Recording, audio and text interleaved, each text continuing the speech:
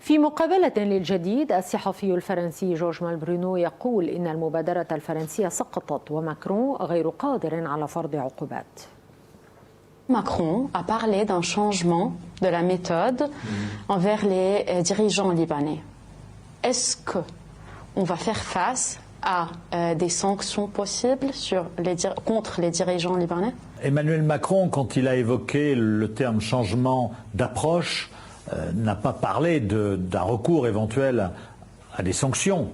Bon, il s'est écoulé plus de 6 mois, il n'y a pas eu de gouvernement de mission, donc quelque part il fallait prendre acte en quelque sorte de l'échec, même si ce n'est pas de la faute d'Emmanuel Macron, l'échec de l'initiative française telle qu'elle avait été formulée en septembre, et par conséquent qu'il fallait peut-être passer à autre chose.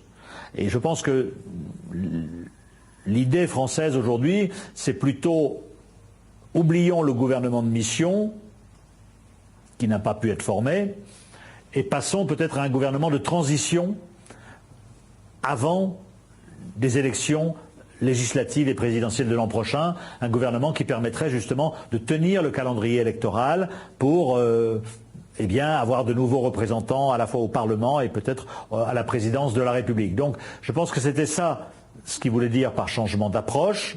Alors le problème des sanctions, puisque ici on en parle beaucoup, je pense que il me semble qu'on est encore assez loin de sanctions, en tout cas européennes, parce que pour que ces sanctions européennes soient adoptées, il faut qu'il y ait un consensus au sein de l'Union européenne. L'Union européenne, c'est 27 pays, et donc il faut qu'il y ait un consensus au sein de ces 27 pays, et j'ai pas l'impression qu'aujourd'hui il y ait un consensus sur ces sanctions. Donc j'ai plusieurs questions de ce que vous avez dit maintenant. Vous avez dit que d'une façon ou d'une autre, l'initiative française a échoué. Oui. De toute façon, il n'y a plus rien de ça. L'initiative française telle qu'elle a été formulée en septembre ici, gouvernement de mission dans 15 jours avec un Premier ministre qui ne soit pas un politique, elle a échoué puisqu'il n'y a pas de gouvernement de mission, le délai de 15 jours a échoué et la feuille de route n'existe plus. Non, l'initiative française formulée en septembre, elle a été vidée de son contenu par les responsables libanais. Voilà. Donc, elle a échoué. C'est la seule, je dirais, c'est le seul document. C'est le seul choix, en fait. Le seul choix qui est sur la table. Donc après, il suffit peut-être de l'habiller autrement. Et voilà. Mais ça n'est plus l'initiative qu'on a connue en septembre. C'est sûr. Vous avez parlé d'un gouvernement de transition. Qu'est-ce que ça veut dire ? Ça veut dire un gouvernement qui serait un gouvernement finalement un gouvernement classique, avec peut-être effectivement toujours, en tout cas c'est le souhait à Paris, je pense, et le souhait aussi de certains dirigeants ou formations politiques libanaises, un gouvernement qui soit composé le maximum de techniciens, de gens compétents, mais un gouvernement qui permette d'enclencher les réformes, et en particulier d'avoir le plan du FMI qui...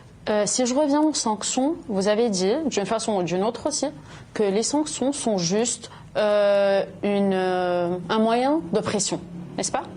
Et c'est pas quelque chose de sérieux jusqu'à maintenant. Je pense que les sanctions, c'est sérieux, mais les sanctions, il faut les voter.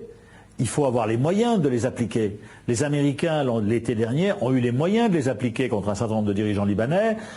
Emmanuel Macron a brandi la menace, mais n'a pas été capable de l'appliquer. Est-ce qu'il a la capacité aujourd'hui? Pas plus, parce qu'encore une fois, les sanctions, ça se vote à 27. Le ministre des Affaires étrangères, Jean-Yves Le Drian, a parlé d'une obstruction délibérée. D'une obstruction délibérée, ouais. Oui.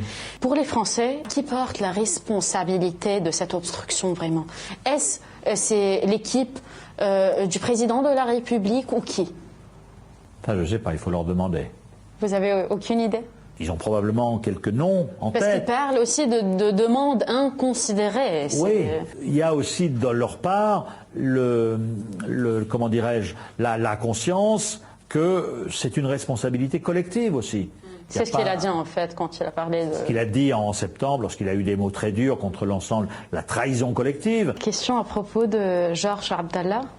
Et ça fait presque 38 ans qu'il est emprisonné en France, mais apparemment, maintenant, il y a des visites.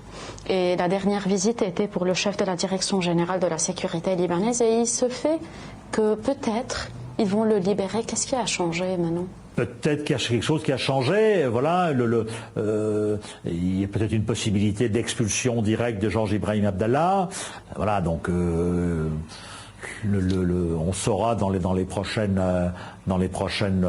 mois ou prochaines semaines s'il pourrait être libéré. Mais c'est vrai que c'est un sujet qui était peu abordé en France, mais qui ici au Liban était, on peut le comprendre, était un sujet de préoccupation. Et on sent qu'effectivement les choses bougent en faveur de son sa retour. libération. Ouais.